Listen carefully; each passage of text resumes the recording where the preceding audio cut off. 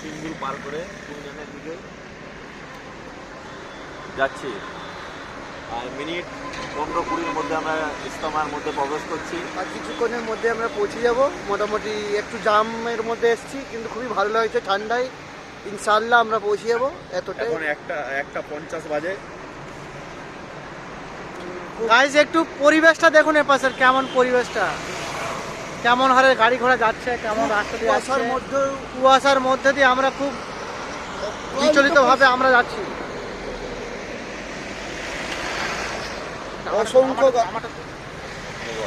আপনি কিছু বলুন।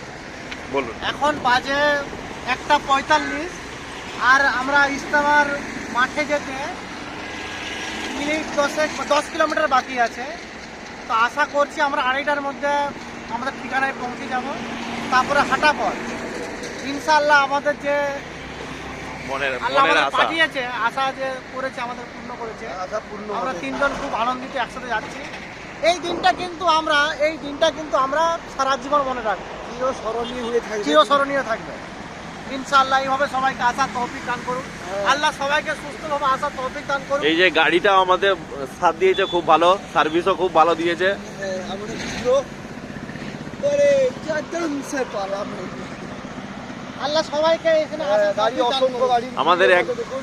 আমাদের একটা মেহমানকে খুব ঠান্ডা লেগেছে এই মুহূর্তে, শীতে গেছে ওকে গাড়ি, একটু শীতে চা গেছে। ফা খাওয়ানোর ব্যবস্থা করছি আমরা, যা ওর এনার্জিটা যাতে চলে আসে।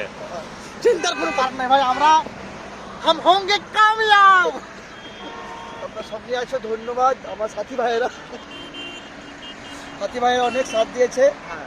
মোটামুটি আবার নেক্সট ভিডিওতে আমরা দেখা করছি। আপাতত আমরা গাড়ি ছাড়ার জন্য রওনা হয়ে যাব। এই বলে ইনশাআল্লাহ এখনকার মতো ব্লগটা শেষ করছি। নারায়ে তাকবীর। আল্লাহু আকবার।